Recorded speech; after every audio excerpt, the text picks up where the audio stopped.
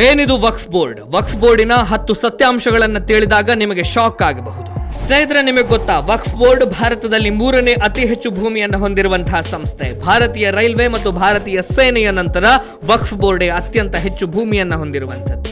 ಈ ದೇಶದ 9.4 ಲಕ್ಷ ಎಕರೆ ಭೂಮಿ ವಕ್ಫ್ ಬೋರ್ಡಿನ ಅಧೀನದಲ್ಲಿದೆ. ಇದರ ಒಟ್ಟು ಆಸ್ತಿಯ ಮೌಲ್ಯ ಎಷ್ಟು ಗೊತ್ತಾ?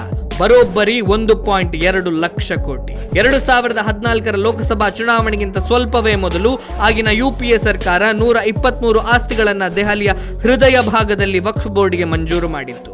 ನಮ್ಮದೇ ಕರ್ನಾಟಕದ ವಿಜಯಪುರ ಜಿಲ್ಲೆಯಲ್ಲಿ 4373 ವಕ್ಫ್ ಆಸ್ತಿಗಳಲ್ಲಿ 14 ಶಾಲೆಗಳು, 7 ಕಾಲೇಜುಗಳು, 1311 ಮಸೀದಿಗಳು, 649 ದರ್ಗಾಗಳು, 583 ಖಬರ್ಸ್ಥಾನಗಳಿದ್ದಾವೆ.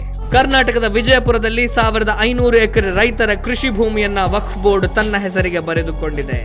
ವಕ್ಫ್ ಬೋರ್ಡ್ ಪುರಾತತ್ವ ಇಲಾಖೆ ಅಡಿಯಲ್ಲಿ ಬರುವ 43 ಸ್ಮಾರಕಗಳನ್ನು ತನ್ನದು ಅಂತ ಹೇಳಿ ವಾದ ಮಾಡ್ತಾ ಇದೆ.